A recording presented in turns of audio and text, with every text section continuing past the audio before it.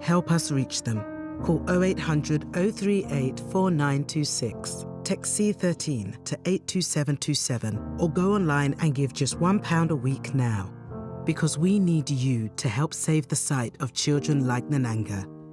We need you to help save them from the torture of trachoma. Rajasthan is history, culture, and much more. And I have been reporting on all things royal for more than 25 years. The colors, the culture, and the complexities of the Northeast is different from the rest of the country.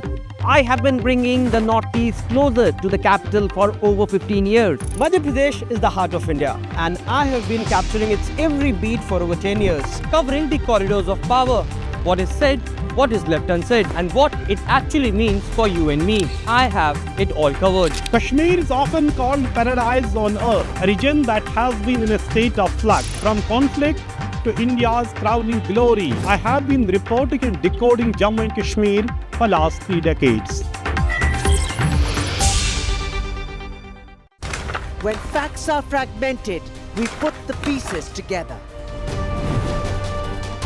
Where power collides with truth, we are there. Behind me is that massive security arrangements that are in place. Behind fractured boundaries, we clear the fog of war. Fault Lines with Gauri Dwivedi, only on NDTV World. In today's interconnected world, India's voice is more crucial than ever. When India speaks, the world listens. At NDTV World, we are that voice, bringing you intelligent and insightful news from India and beyond. From geopolitics and diplomacy to economic shifts, migrations, tech disruptions, and the stories of our diaspora. We cover the news that shapes our global future. NDTV World, your new home for global news, is here.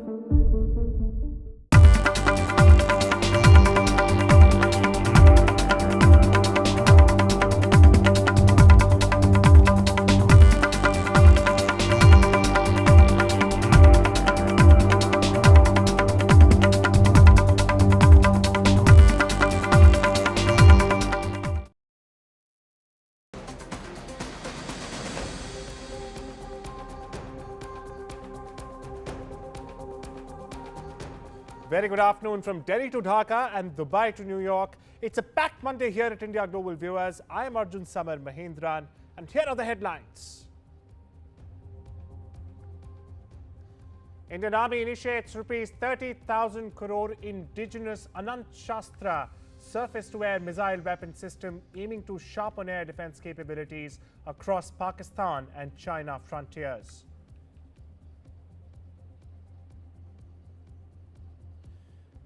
Pak PM Shehbaz Sharif, Asim Munir flash rare earth minerals at White House.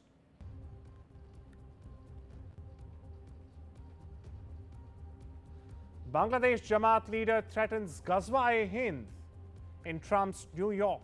Says will wage war against India, 50 lakh youth ready.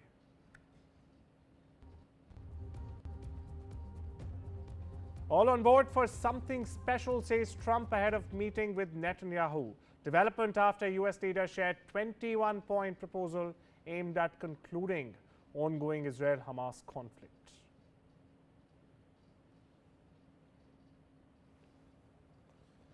And Team India skipper Surya Kumar Yadav says he would donate his entire match fee for the tournament to Indian Armed Forces following the Indian cricket team's victory in the recently concluded Asia Cup 2025.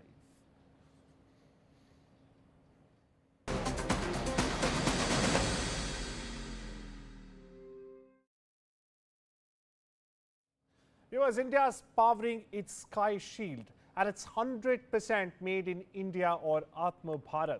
The Indian Army is moving fast to acquire the Anant Shastra missile system in a 30,000 crore rupee push, and it's boosting stocks and national security alike. Let's break it down for you. For starters, the Indian Army has issued a massive 30,000 rupee crore tender for the Anant Shastra. It's a next-gen defense missile system It's one of the largest defense projects in recent years, to put things in perspective, and a big leap for the Indian firepower. Now, as soon as the tender went public, shares of Bharat Electronics Limited and BDL surged up as much as 2%, signaling strong investor confidence in India's defense manufacturing sector. Developed by the DRDO, the Defense Research Development Organization, the Anant Shastra is built for speed and agility. It's a mobile system that can in fact launch while on the move, making it perfect for fast-changing demand of modern combat. Now, once deployed, it will guard India's two most sensitive borders. What am I talking about? Well, with China in the north and Pakistan in the west, it will give Army a much-needed shield in high-tension zones as well. Now, the system per se is designed has proved itself during Operation Sindoor as well, where Indian forces, as we know, successfully neutralized enemy drones using integrated air defense units. Now, viewers, with a strike range of about 30-odd kilometers, the Anant Shastra can lock onto targets while moving and can also fire short holes, offering flexibility rarely seen in missile systems of this scale and size. But that's not it. It's also a huge win for the Make in India campaign or the initiative. The system is entirely indigenous from scratch to end, reducing reliance on foreign suppliers and building homegrown capabilities. It will join a powerful defense lineup working in sync with its existing systems like the Akash, the MR-SAM, and of course, the much-touted S-400, creating a multi-layered air defense shield, as we've seen in Western countries, much more developed countries like Israel and the US, for matter of fact. But it beat enemy drones or even fighter jets. The system is designed to neutralize all aerial threats before they can reach our soil. And of course, Army Chief General Upendra Dwivedi has been vocal about increasing indigenization in every arm of the forces. And Anant Shastra is a major step forward in that mission as well. Enter Anant Shastra, made at home, tested in India and built for the future. We shift our focus, viewers. In a high-stakes maneuver at the White House, Pakistan literally opened a box of minerals. That's correct. Prime Minister Shehbaz Sharif and Army Chief Asim Munir flashed a wooden case of rare earth elements at President Donald Trump, as you see there right on your screens right now. Their message was clear: Pakistan has the minerals America wants, and it wants investment in return. Now, the 90-minute odd meeting was more than just a handshake and photo ops. Islamabad, viewers, is actually dangling what it claims are $6 trillion worth of mineral reserves. Now, these allegedly include copper, gold, antimony, and even rare earths. They're critical to electronic vehicles, defense technology, and even semiconductors. With the global rare earths race heating up, Pakistan is trying very hard to position itself as a key player and an edge out China, which currently dominates mining in its Balochistan region. Meanwhile, Pakistan's army-backed pitch follows a $500 million deal with US Strategic Metals to set up a refinery. But that's also a major first. But what's the offer? Resources now, investor access, and strategic leverage in return. Now, Trump, known for his deal-making instinct, reportedly showed strong interest. Sharif also thanked US for a recent 19% tariff deal and invited American firms to mine, drill, and build Pakistan's untapped terrain, or alleged untapped terrain at that. But let's not ignore the risk. Most reserves, viewers, in Pakistan are in Balochistan, a region marked by separatist violence. And just last month itself, the US branded the Balochistan National Army as a foreign terror group. So is this a smart economic move or just another gamble to buy time and attention? Pakistan says it has the minerals, but will Washington play a game and buy the pitch, or is it just for the photo ops? To shed more light on this, we are joined by former diplomat Mr. Ashok Sajjanar. Thank you so much for joining us on this very important debate here, Mr. Sajjanar. My first question to you: is the Pakistani military now directly managing economic diplomacy? As we saw there, Asim Munir actually showcasing the gems to Donald Trump, and Prime Minister Shehbaz Sharif was just standing at the sidelines like he was at the SEO, like we have seen him many times, and just, he was just gawping. And what does this mean for the civilian oversight? Yeah, thank you very much for having me on the show. You're very right. You know, it's not the first time that the Pakistan army is in the saddle. You know, they have been in the saddle. They have enjoyed all the power, although the responsibility has many a times been handled by the civilian government. So is the case this time. And of course, it is in the context of the counterterrorism operations, which you would recall, your viewers and listeners would recall some months ago, the then General of the Central Command, head of the Central Command, General Kurela, had called Pakistan a phenomenal partner as far as counterterrorism is concerned. So I think that is what has made Asim Munir the darling of the American dispensation. You would remember that he was received by Donald Trump. Even at that time, there was the Pakistan information minister. He was not allowed to come into the room. So there could, and this time also, there has been no press engagement as such, but basically to provide a little bit of legitimacy to the civilian administration, to the civilian government. That is, Shehbaz Sharif has also accompanied, so to say, I could put it, he's accompanied Asim Munir. But I think Raised a very, basically very there important are point there, sir. I'd like to, flesh out more on that point. You said it's some sort of a legitimacy that they are trying to get from the US. Now, does this so-called mineral diplomacy, as it's being called, also signal some sort of a permanent pivot away from China's grasp, or is it just tactical balancing? Because we know that China earlier had the exclusive mining rights for Balochistan. So is Islamabad now trying to pivot away from Beijing and towards Washington? excellent question. And let me give you my own perspective and interpretation. No, I think Pakistan is too heavily invested in China. And in my view, the fact that it has come to the United States and it's offering all the goodies and the riches, whether it's minerals, rare earths, metals, critical materials, or even as far as oil is concerned, I'm sure it has China's blessings, it has China's concurrence when it is reaching out to the United States. But I think this transactional deal, you use that word, and I agree with that. This transactional deal, I think, has many pitfalls because you see, so far these minerals have been offered to China, and China has a stranglehold as far as the supply of critical minerals to the United States is concerned. But even China has not been able to mine these critical minerals either in Balochistan or in Khyber Pakhtunkhwa because of the adverse security situation there. And if the Chinese, which are located just a few hundred kilometers across from the Pakistan border, they share the border with Pakistan. If they have not been able to deal with the insecurity there because of the Baloch struggle for independence there by the BLA and by the others, and also by the Tehreek-e-Taliban Pakistan, then how would the United States, coming from such a long distance, be able to deal with it? I think it will be very difficult. This is a carrot that is being dangled in front of the United States. Number two, I think Pakistan has been able to handle, to manage its relations, have this between China and the United States.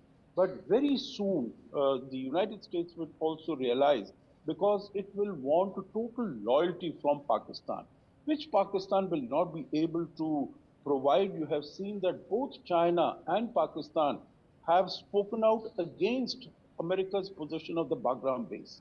Donald Trump has been talking about taking over the Bagram base in Afghanistan so that it can keep an eye on Absolutely, sir. whatever is happening in China. Absolutely. There are many variables to this, Mr. Sajjanar. Due to the paucity of time, we'll have to move on. But a very, very quick answer for you, a yes or no answer. Now, can this rare earth minerals actually change Pakistan's debt trajectory, or is just another PR move? What do you think, sir? Can it actually help Islamabad with their debt trajectory or not? Whatever I have seen, whatever I have read, I don't think it is possible, because if it was possible, it would have been done long ago. And China has been there.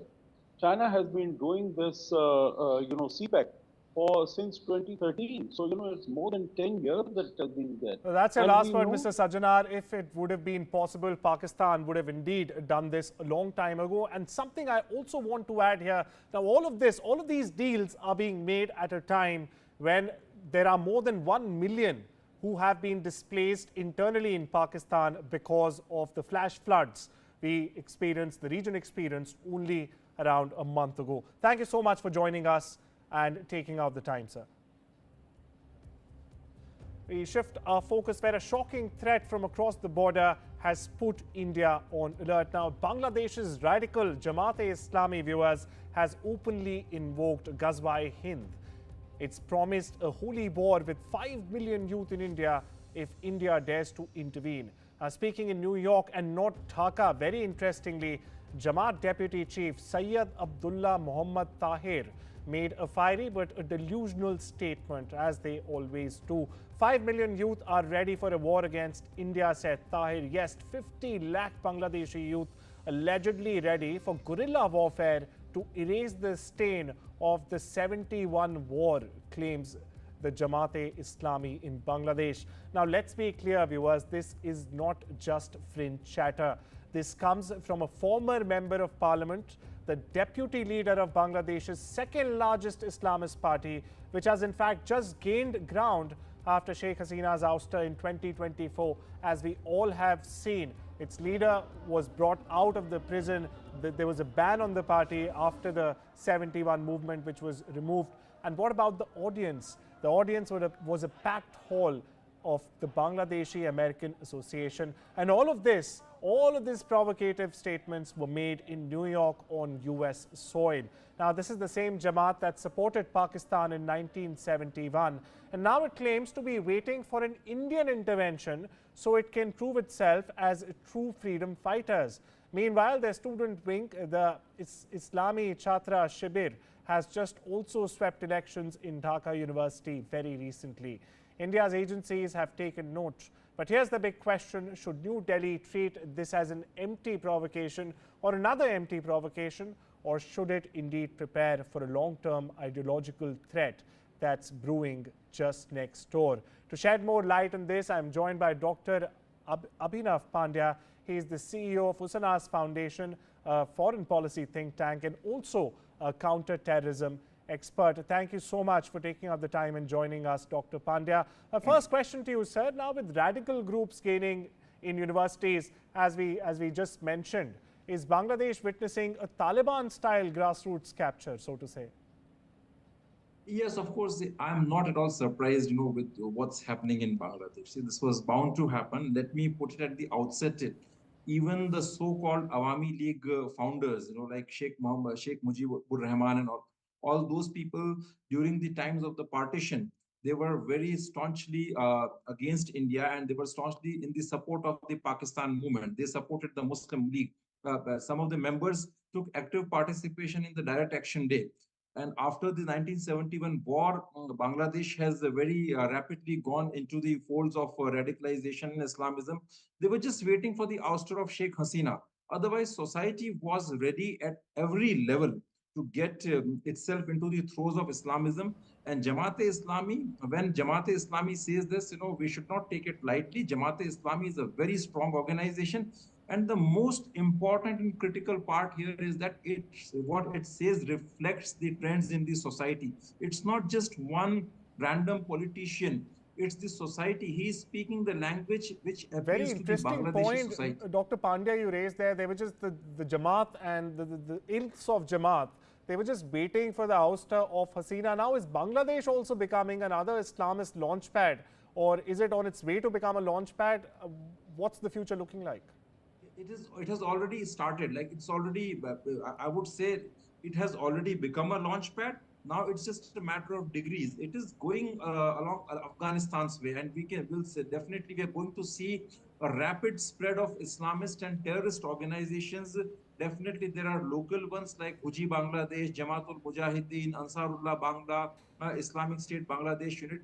Apart from that, you will also witness a very strong distribution and spread of Pakistan-sponsored groups like Jaish-e-Mohammed, Lashkar-e-Taiba, and groups like Sipah-e-Sahaba, Lashkar-e-Jangvi, because there's a very strong network now between Bangladeshi Islamists and Pakistani Islamists. And this phenomena, this trend is going to be extremely dangerous for India, because they're going to send all these jihadists and all these radical extremists into India from the northeastern side.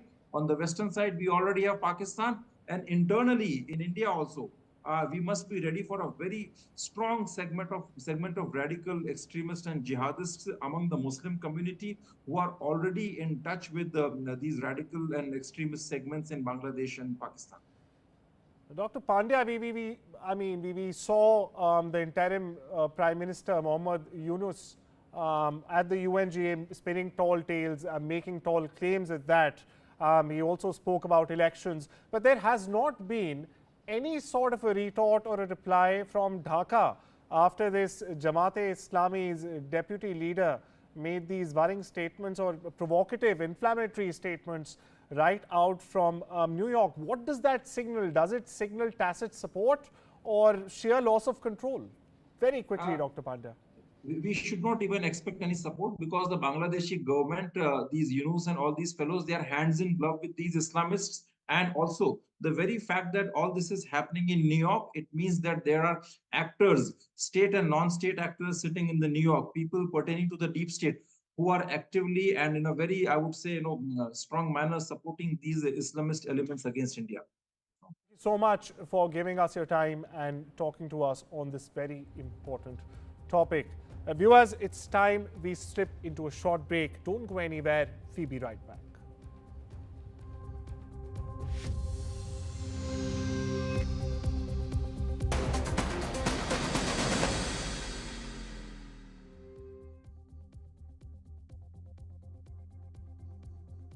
Are you losing money on high energy bills? You could save £198 a year on your energy.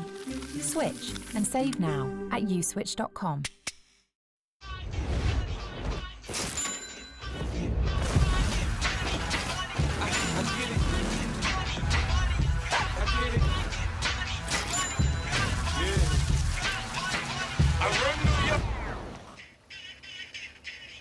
Hello?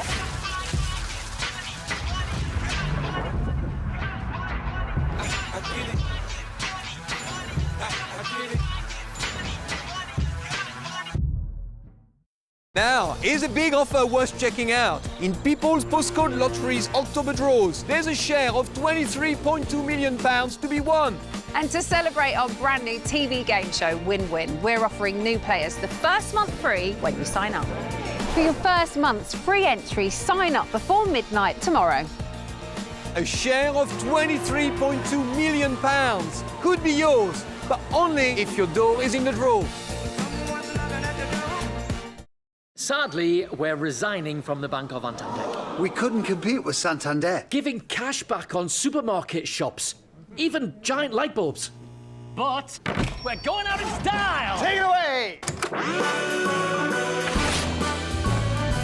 Start spreading the news. Start spreading the news. We're leaving today. That's too early! Santander's Edge credit card rewards your spending. Time to go to sleep now. I can't sleep without Bunny. Where is Bunny? Downstairs with Grandma. Is he? I'll better go and get him then, hadn't I? For 50 years, Stana has been helping people continue to enjoy life upstairs. And with stair lifts fitted in less than a day, you can carry on just as normal. But Bunny can't sleep without Teddy. Contact Stana now. Stana, enjoy the life upstairs. Does your loo roll make you feel good? Who Gives a Crap donates 50% of their profits to good causes. So when nature calls, here's your answer. Add some woo to your loo with feel-good toilet paper. Who Gives a Crap? When facts are fragmented, we put the pieces together. Where power collides with truth, we are there. Behind me is that massive security arrangements that are in place. Behind fractured boundaries, we clear the fog of war. Fault lines with Gauri Dwivedi, only on NDTV World.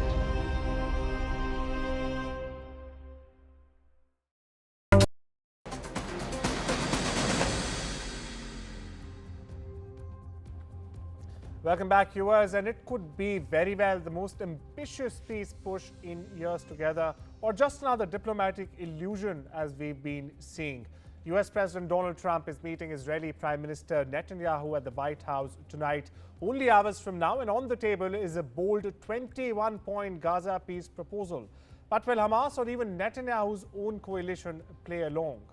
All on board for something special. Now that's what President Donald Trump posted just ahead of today's high-stakes meeting with Netanyahu. It's their fourth White House meeting this year, to be precise, and at this time, it's personal. Trump is pushing a 21-point Gaza peace plan that aims to release all 48 hostages, disarm Hamas, demilitarize Gaza, bring in new transitional government, and also allow massive humanitarian aid. Now, reports suggest even without Hamas agreeing, Washington wants to move ahead, with or without consent. But Netanyahu's far-right allies want zero Palestinian Authority and total Israeli control. That's a direct clash with the Arab world and even some of Trump's advisors. World sports Tilak Verma saved his best for the last and played the innings of his career so far to take India to a thrilling win over Pakistan in the final of the Asia Cup 2025 last evening. Riding on Tilak Verma's incredible 69 not out, a fancied India beat Pakistan by 5 wickets in the Summit Showdown to win their second Asia Cup title in the T20 format. Here's a report. Big matches need temperament, and Shehbaz Farhan showed signs of early brilliance.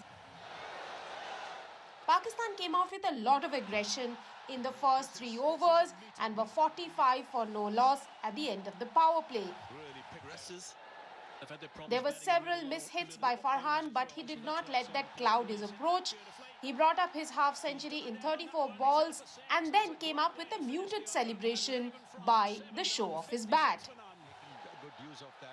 India's mystery spinner Varun Chakravarti gave them the first wicket. Sahibzada gone for 57 of 38. Nerves set in and Pakistan endured a middle-order collapse. Might just go all the way too high and too long.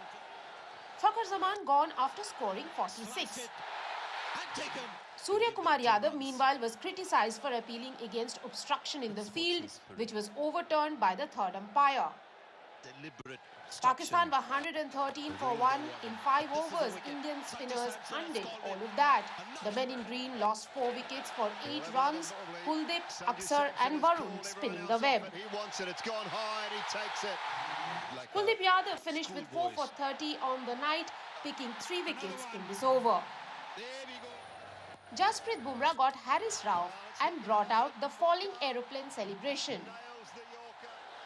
India's spin power completely outdid Pakistan as they folded up for 146, spinners claiming 8 and Bumrah 2 on the night.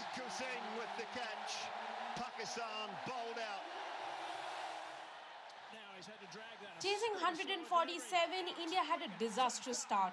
The law of average struck Abhishek Sharma on the night of the final.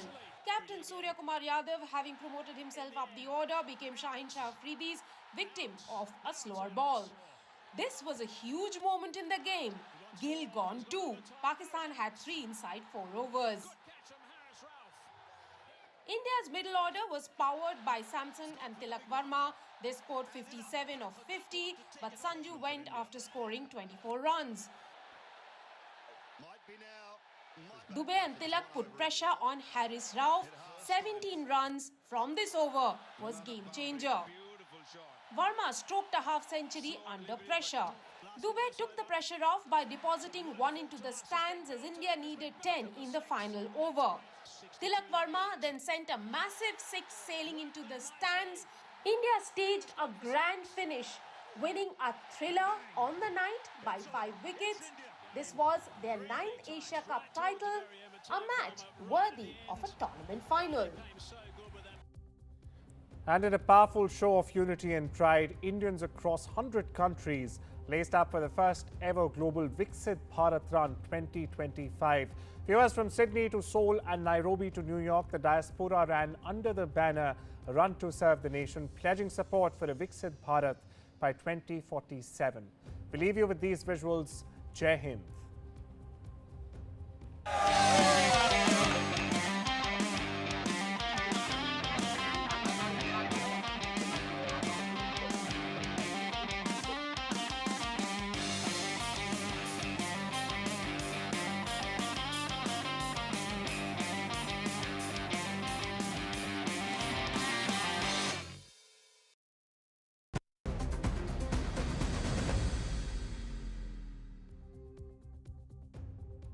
Now that retirement's here, it's time for me to focus on the things that really matter in life, like making sure my family can manage funeral costs when I'm no longer around. Which reminds me. Welcome to British Seniors, the UK's #1 rated provider of over 50s life insurance. Hi, I'd like a quick quote, please. No problem. We're proud to offer our seniors lifetime guarantee. With 100% of claims having been paid, we guarantee your premiums will never go up and that you'll speak to one of our specialists in the UK. UK residents aged 50 to 80 are guaranteed to be accepted. Depending on your age, your loved ones can get a cash payout up to £10,000. That money could help cover my funeral costs or be a gift for my grandson. I'll do it. Plus, when you sign up, you'll receive a £135 gift card and free 24/7 GP advice and health services. Be proud to protect your loved ones with British Seniors. To get a free life insurance quote today, call our UK team on 0800 881 5090 or visit britishseniors.co.uk. Morning. I can help with that. Oh, lovely day we're having. That's not bad. Boots, with you for life. Sometimes it's the little things that remind us of them. Stay close, even when you're far apart. Send money worldwide with Remitly. Our first year as a family flew by. And now, I want to make sure he'll be financially protected for all his birthdays to come. That's why I'm calling Smart Insurance. Hi, how can I help? Hi, I'd like a quick quote for family life insurance. OK, you can choose a benefit amount up to £750,000 depending on your age. That's great. If you're a UK resident aged 18 to 64, you can apply with just a few health and lifestyle questions. For £250,000 of cover, the price starts at just £14.77 a month. That's less than I thought. And could help my wife pay off the mortgage. And with our Smart Family Guarantee, you'll have peace of mind. That's good to know. You'll also receive a 100% advance in the event of terminal illness and 10% cashback on your first year's premiums. That's the Smart Cashback. Plus, you get your choice of a £125 gift card. Protect the life you've built the smart way. To get a free quote today, call our specialist UK team on 0808 141 5855 or visit smartinsurance.co.uk.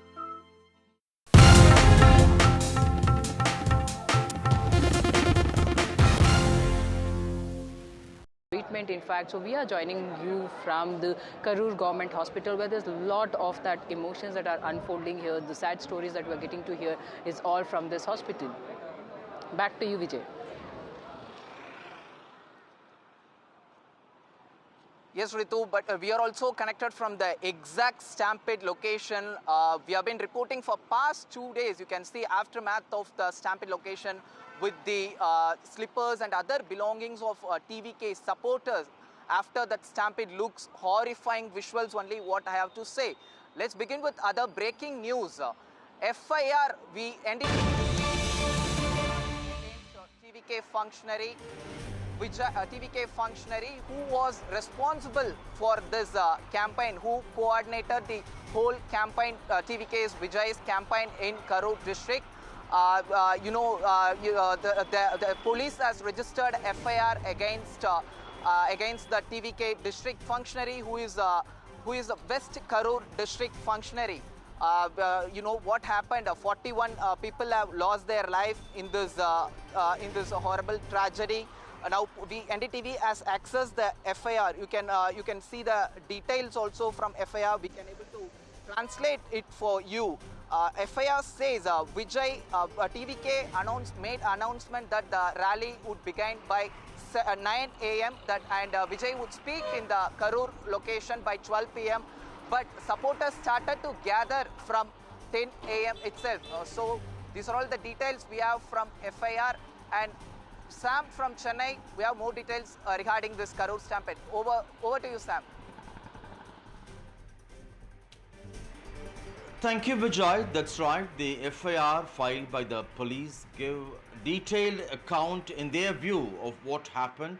In this particular case, they gave an account of the death of 11 people on the spot, including because of a tree fall and a collapse of a tin roof shed over which many cadre had climbed up to. It blames Vijay for a 4-hour delay to display what they call as political power. Although he entered Karur, the FIR alleges that the convoy was very slow and the acts by Vijay, they say, deliberately delayed his arrival and speech at Karur, although the police, the FIR claims, had time and again warned of stampede and told the key functionaries of the TVK, including the number 2 in command, Busi Anand, but no action was taken, they allege.